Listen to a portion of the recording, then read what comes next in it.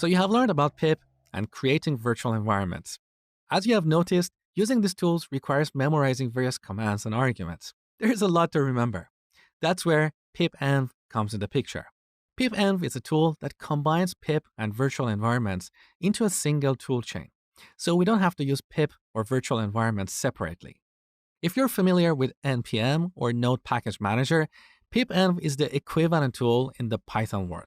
So it's a dependency manager for Python projects. Now, you might be curious why I didn't start this section with pipenv. Because as I told you, pipenv internally uses pip and virtual environments, so you need to understand how exactly it works under the hood. Also, as you look at various websites, you will come across pip or virtual environments, so I wanted to make sure that these tools are not foreign to you. Now let me show you how to use pipenv. Here on the terminal, first we need to install it. So pip install pipenv.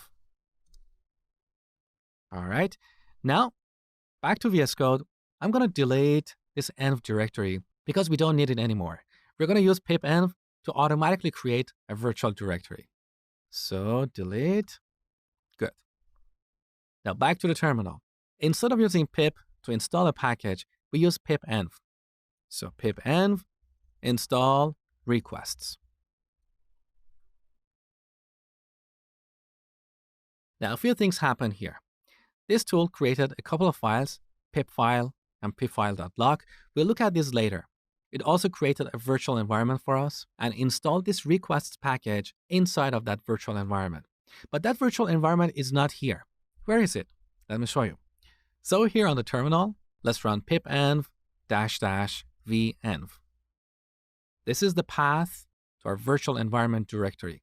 As you can tell, this directory is not part of our project, and this is a deliberate decision. Because as we install various packages, we'll end up with hundreds or even thousands of files in this virtual environment, and this will increase the size of our project. So we want to exclude this virtual environment from our project directory. Now, I'm going to uninstall the request package that we installed globally using pip. So pip uninstall requests. Let's proceed. Good. So we installed a dependency using pipenv. Now let's run our application. But for this demo, I'm not going to use code runner. You will see why in a second. So let's run python app.py. We got a module not found error. No module named requests, because we removed the requests package from the list of global packages. And here, Python doesn't know where to locate this package. It has no knowledge of this new virtual environment. So we need to activate it. Once again, we use the same tool, that is pipenv, and as the first argument, we pass shell. So as you can see, this activated the virtual environment for this project. Now let's run our program one more time. We got a response, beautiful. So Python could successfully locate the requests package. So here we're currently in the virtual environment for this project. If you want to deactivate it, simply type exit.